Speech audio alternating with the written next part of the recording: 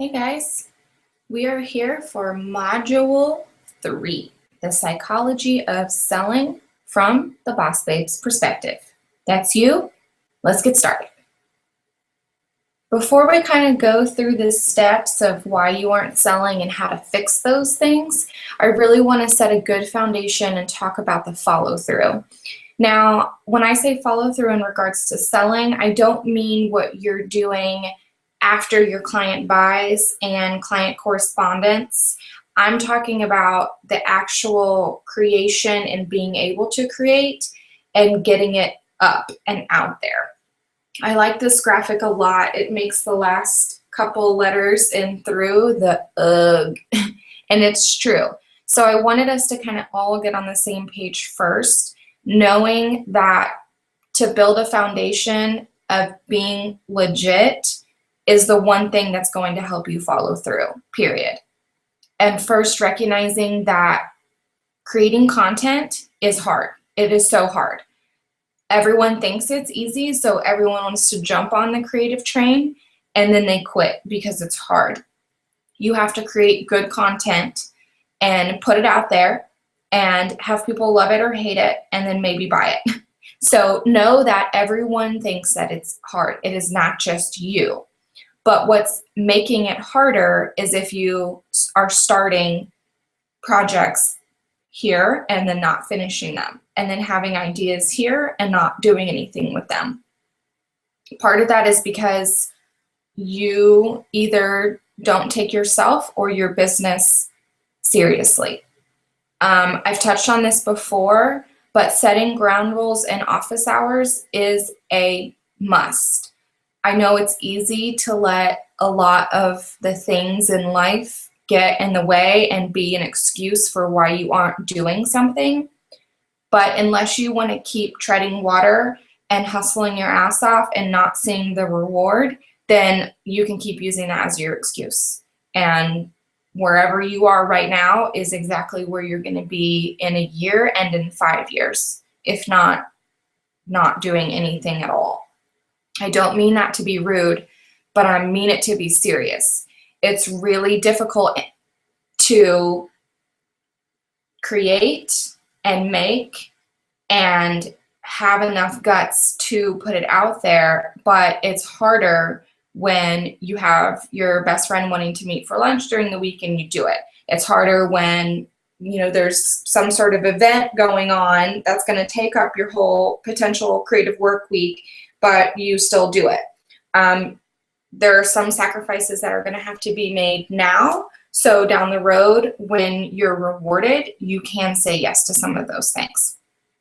I mean office hours as in legit, when are you going to be working? Not only does this help other people know when they shouldn't be calling or texting you or expecting you to be somewhere else, but it helps you think, okay, well, that's when I have to go to work, whether that be your office at home or your living room or your studio, whatever. But if you have that set in stone throughout the week on certain days and certain hours, that's when you have to be at your job.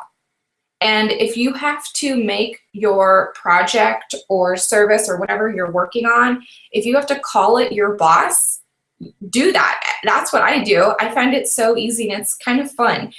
So when I'm creating videos for you guys and doing the research and getting all the slides together and doing test runs of the recording, I literally have to say, okay, well, this week, Module 3 is my boss. And my boss needs me to work on it at this time on Monday and this time on Tuesday, because yes, that's when I have available, but I can't just be like, oh, well, it needs to be done kind of around this time, so I can do on whenever, because something always comes up through the week where it's going to throw you off. So if you have already set times that are put for these specific things, then you can say, nope, I am working on this at this time. It is not optional because this is your job. And when you start sticking to those rules and being strict about it, other people will start believing you and knowing that you're serious and that this is what you want and start taking you serious. Okay? So let's get started in the reasons why you aren't actually selling. This is it right here. These are kind of what I've broken down on what is affecting your ability to sell, the follow-through of selling, anything that's prohibiting you from actually selling. It pretty much comes down to these things. I've touched on a bunch of these before in other modules, so we're going to just briefly talk about them today, but they're very important. And then we're going to kind of dive deep in just a few of these for the rest of the presentation. Bottom line, you probably aren't asking for the sell.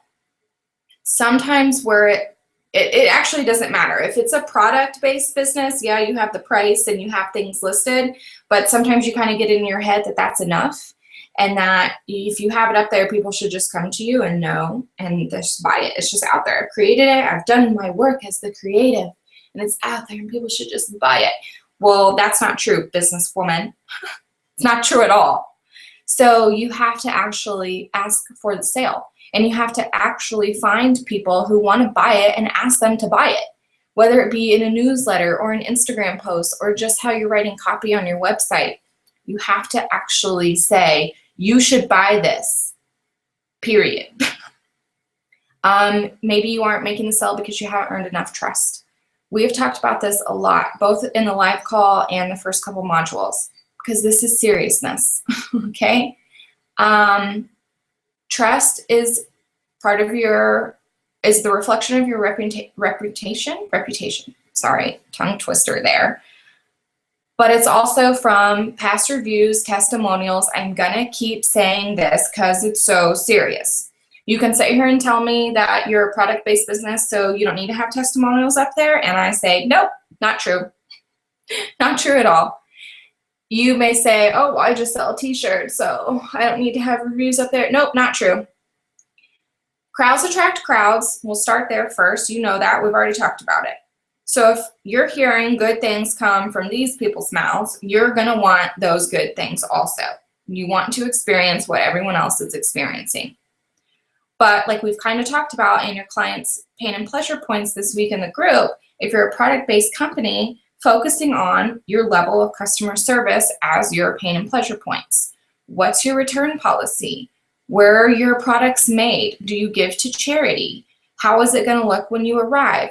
So ask past people who have bought stuff from you, how was the product when it arrived? Was it secure? Did you like it? Was it cute? Can you take a picture? Can you tell me about how you felt when you opened it? Can you tell me about how you feel when you wear, look, touch, feel, see these products? When you're using them, does it make your life easier? When you got the wrong item and I was quick to respond and sent you the new one, does that build trust? And what nice thing can you say about me from that? All of those things need to be talked about. They need to be asked from past clients and customers, and they need to be put in a testimonial page, under product listings, under descriptions, in a little sidebar on your blog page. It doesn't matter.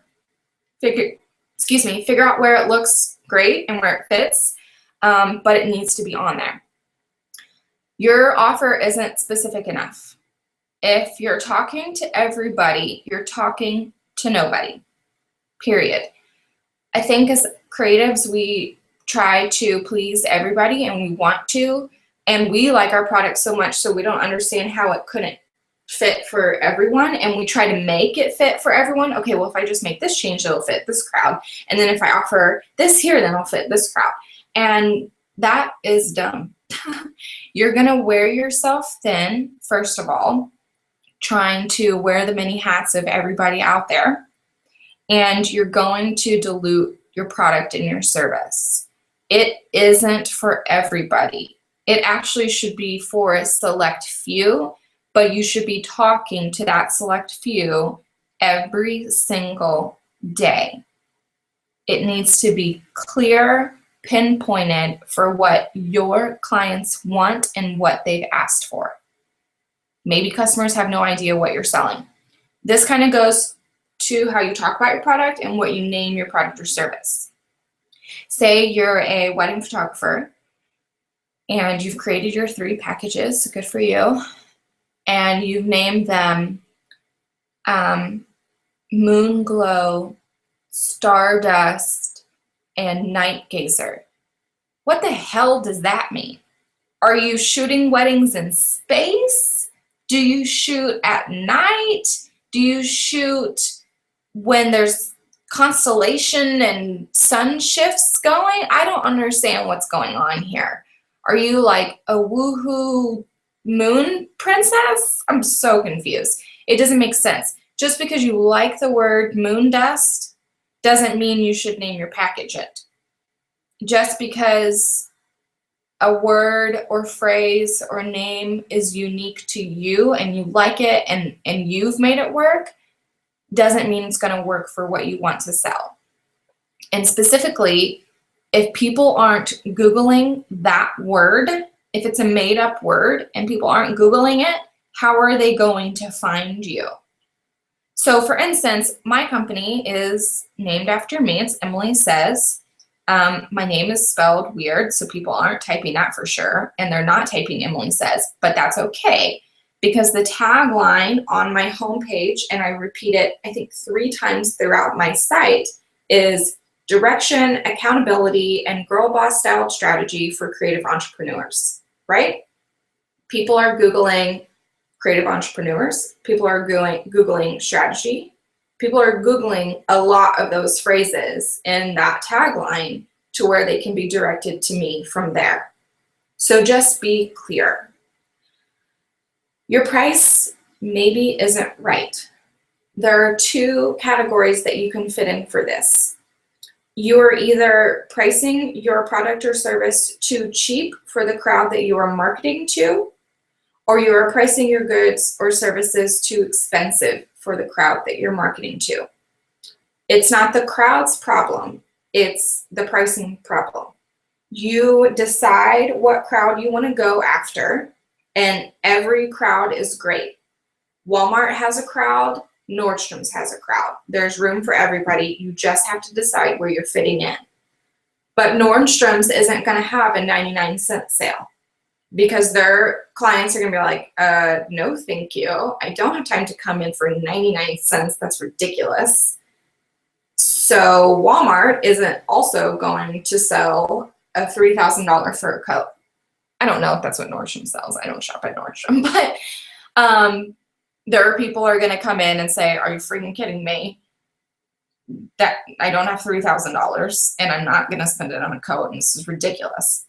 And it breaks down that trust factor that we've already talked about.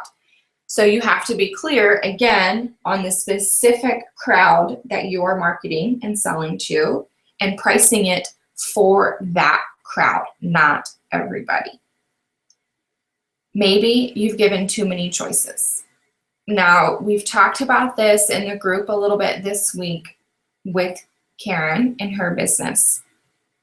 I have said that I think her business specifically and other businesses like hers should offer a lot. It is a custom business.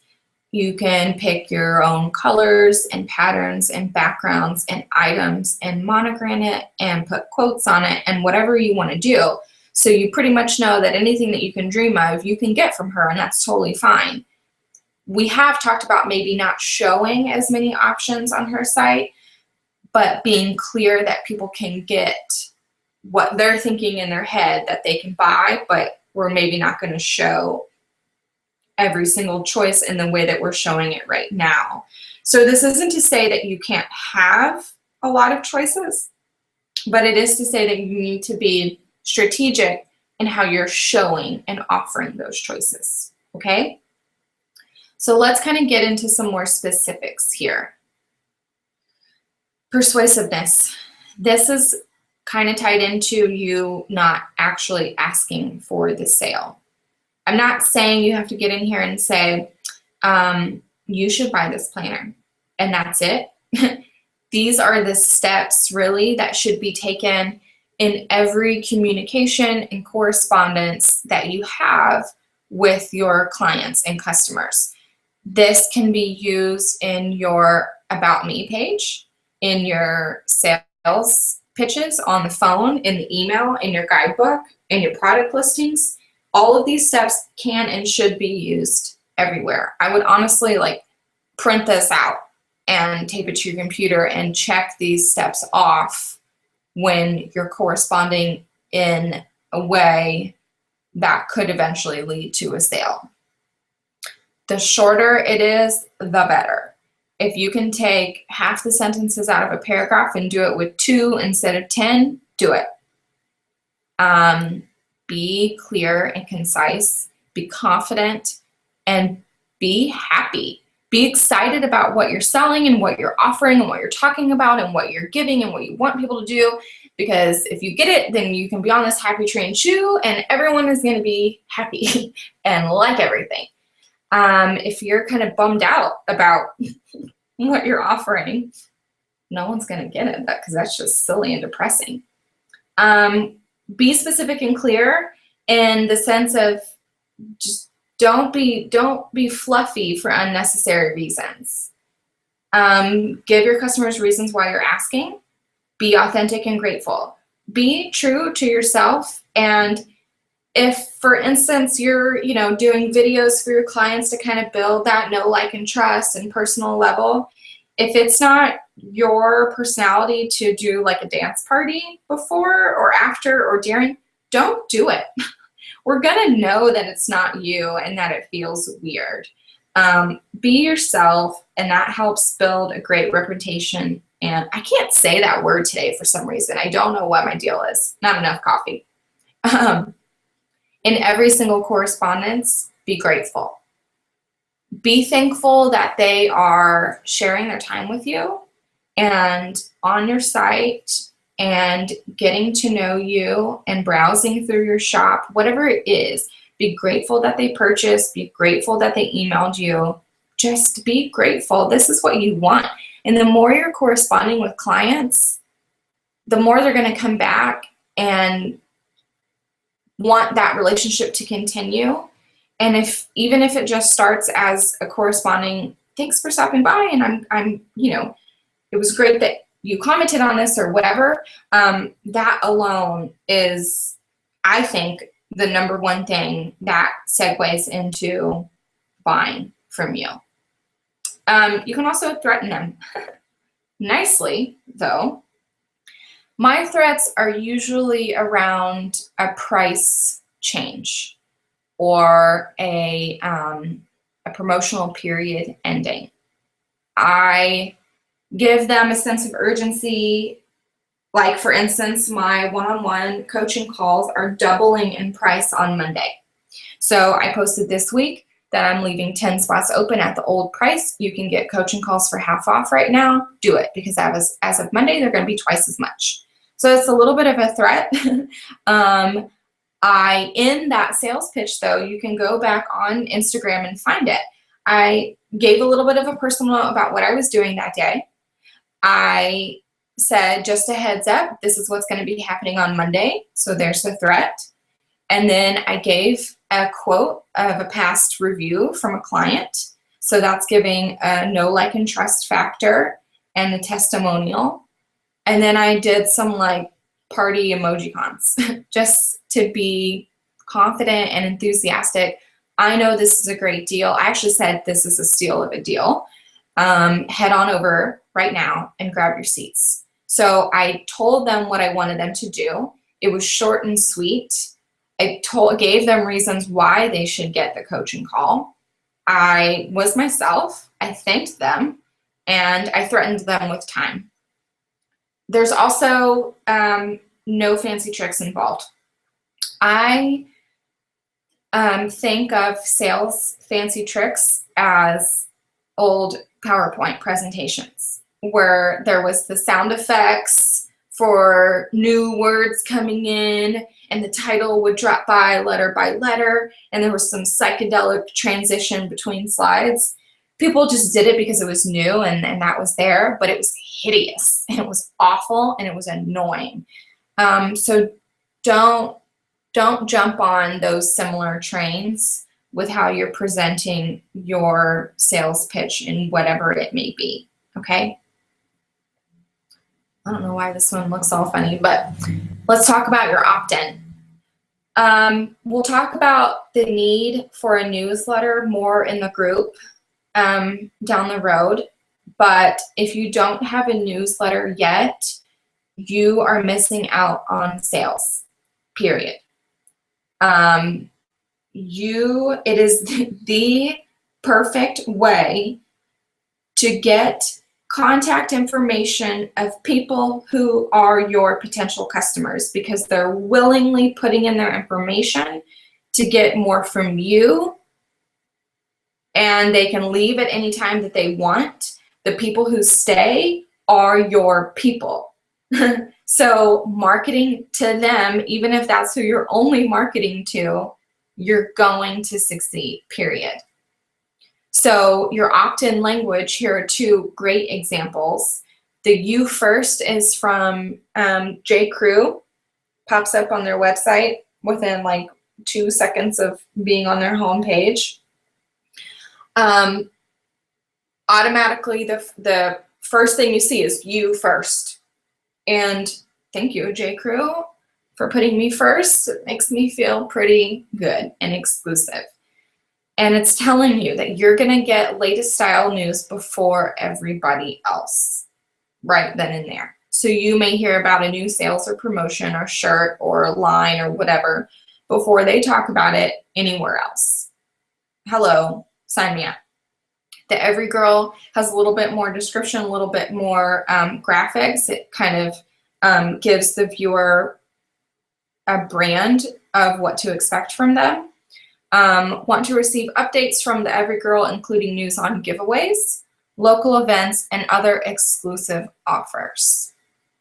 That both of these opt-ins are hitting on the exclusivity hard, and that is what your opt-in should be doing. You're either offering something, a specific something like I do, where you're automatically enrolled in my free 4-week Instagram e-course just by signing up.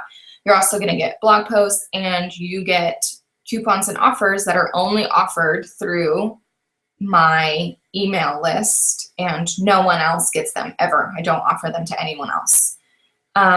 It's a way for me to kind of have a tribe of people that I can spoil and treat well, and they like it, and it's very rewarding, and it comes back for me in a very good way, in a very positive feedback way. Your offer should be in line with what your customer wants. If you are selling cupcakes, your opt-in offer probably isn't going to be a free PDF. No, I don't understand why I would want a PDF when you sell cupcakes.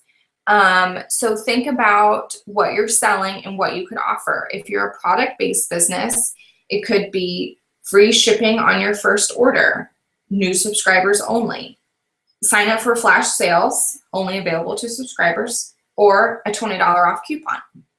Any of those things are going to make people sign up immediately so they can have access to that. And right then and there, it's going to segue into a sale. Your opt-in is getting you a sale, period. Your opt-in should be in multiple places on your site. If you have a WordPress site, I think the app is called Hello Bar. That gives you that real skinny bar at the top, so it's kind of non-obtrusive for people to pop in their email. There are also pop-up apps throughout WordPress and newsletter subscriber services. I don't have a problem with pop-ups. People have strong opinions about them. I think until you see how much money you can make by having a newsletter, you'll throw your concerns about having a pop-up out the window. It's part of business. It's part of what helps you succeed. There are ways to set the pop-up where if people have already submitted their email, it's not going to pop up ever again for them. If they've X'd out of it, it won't pop up for a couple days or whatever. So there are ways to go around that, but don't not have one because of what you heard everyone say about them. If it helps your business, that's all you need to be concerned about.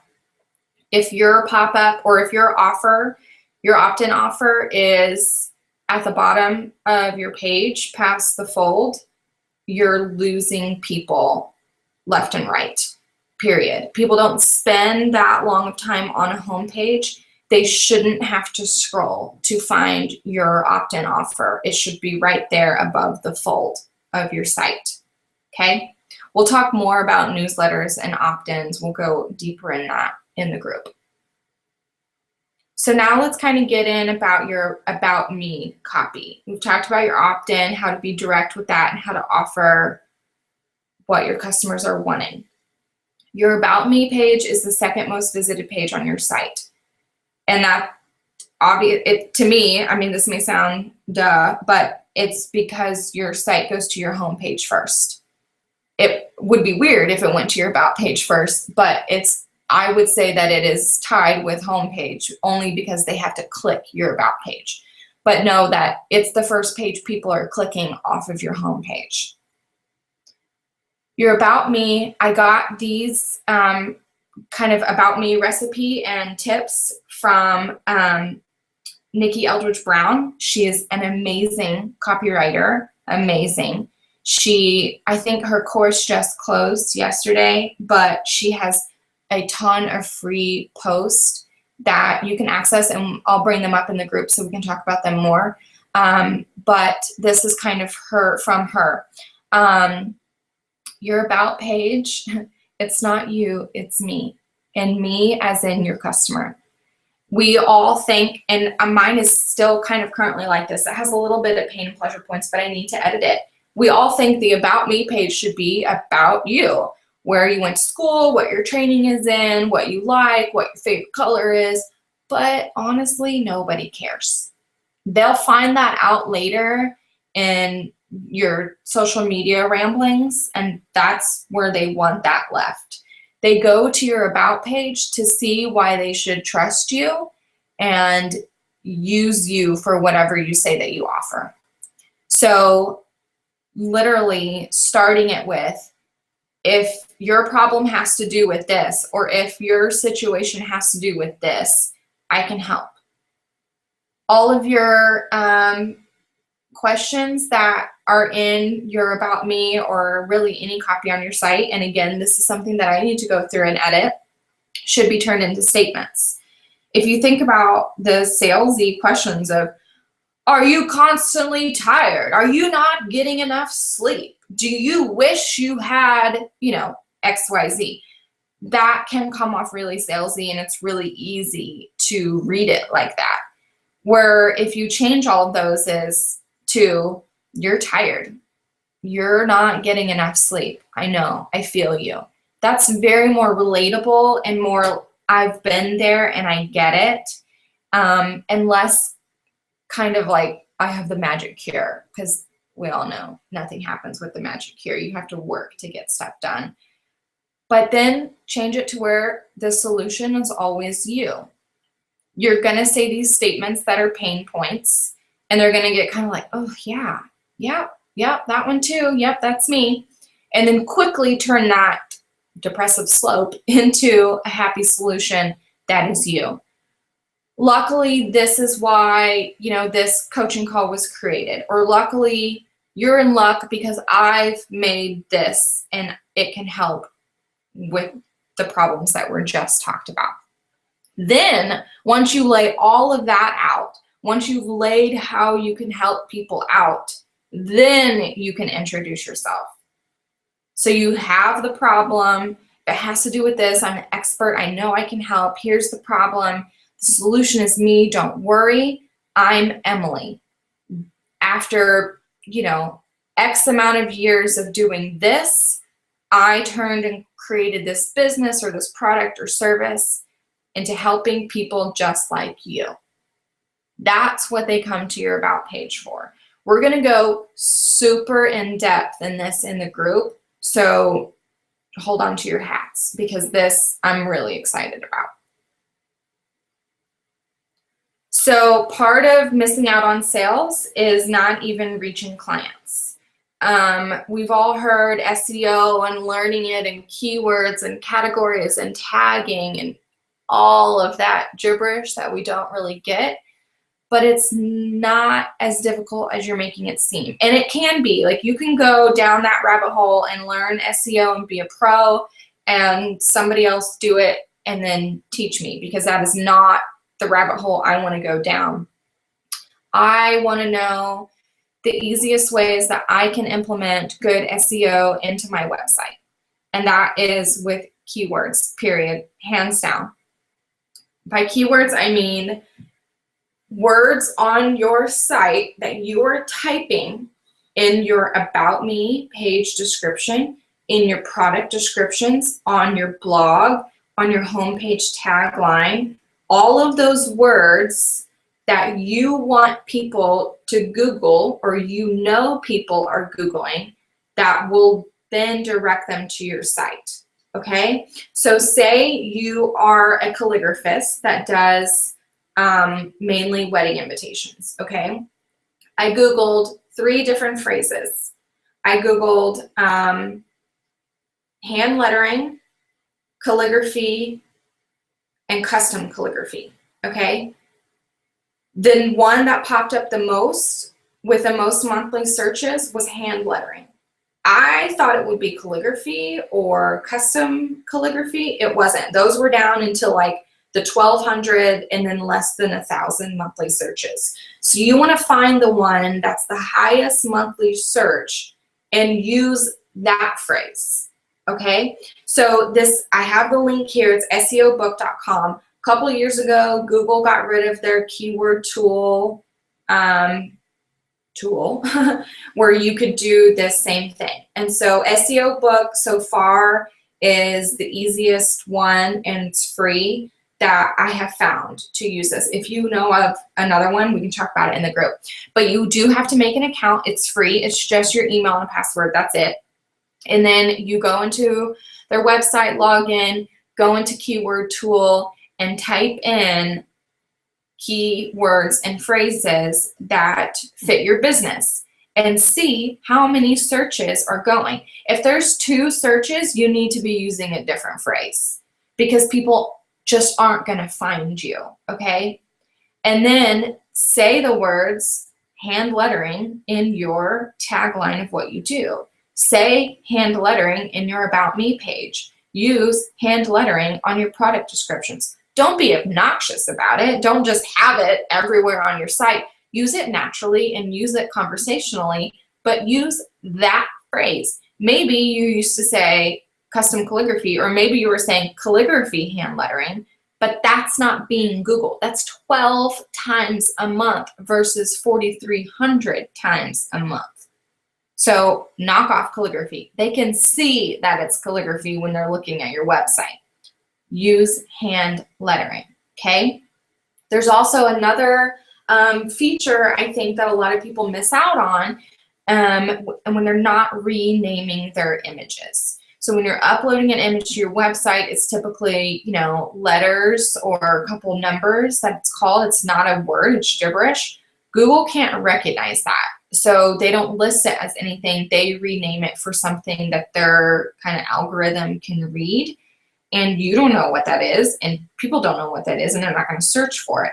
So whatever your image is, maybe it's a picture of your latest hand lettering project, right on there, hand lettering quote, or hand lettering, and then maybe whoever said that quote, or whatever that it is, hand lettering address, wedding invitations. Name that image that. So when people are Googling it and they click the image tab, yours will pop up.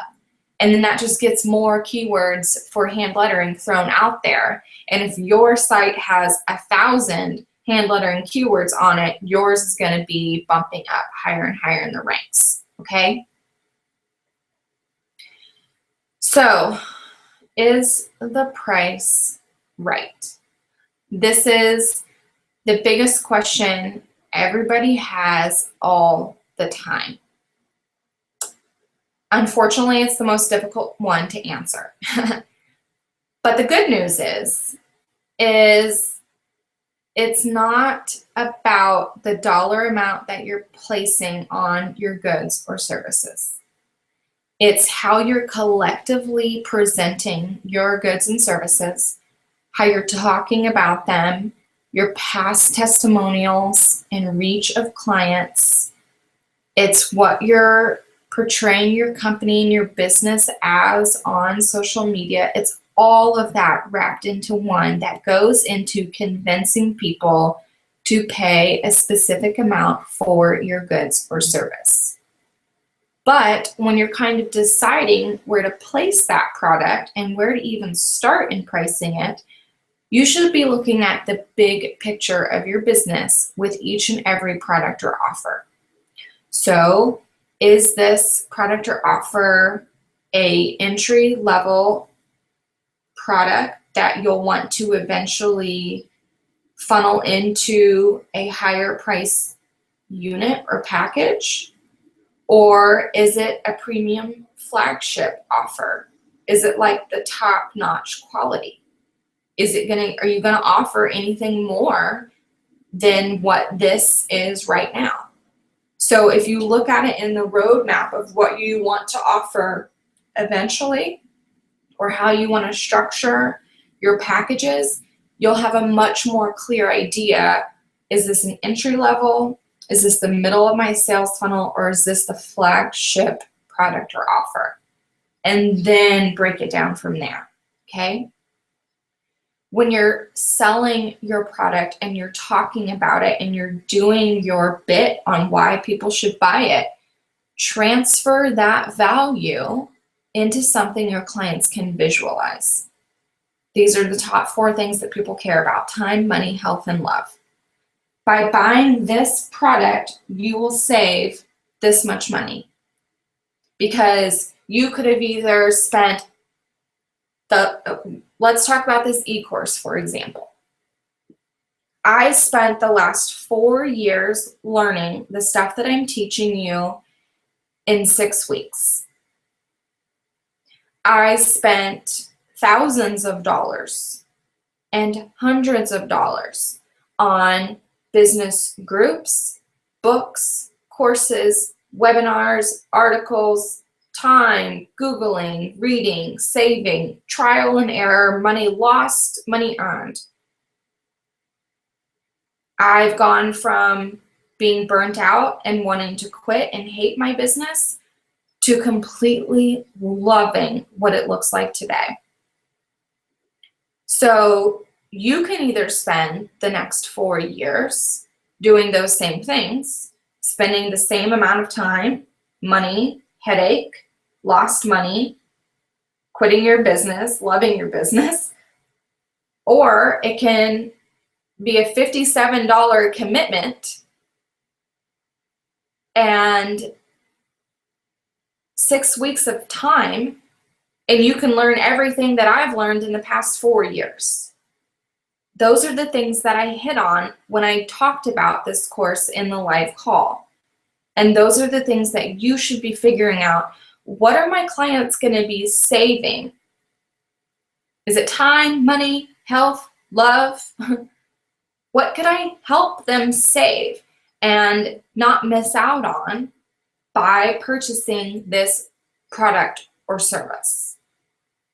And figuring it out not only lets you connect more with your client and learn about them and be portrayed as the I feel you girl mentality that we've talked about a lot, but it puts a number or physical item in their head that they don't want to spend or they don't want to miss out on, and then they're going to just pull the trigger and commit to what you're offering.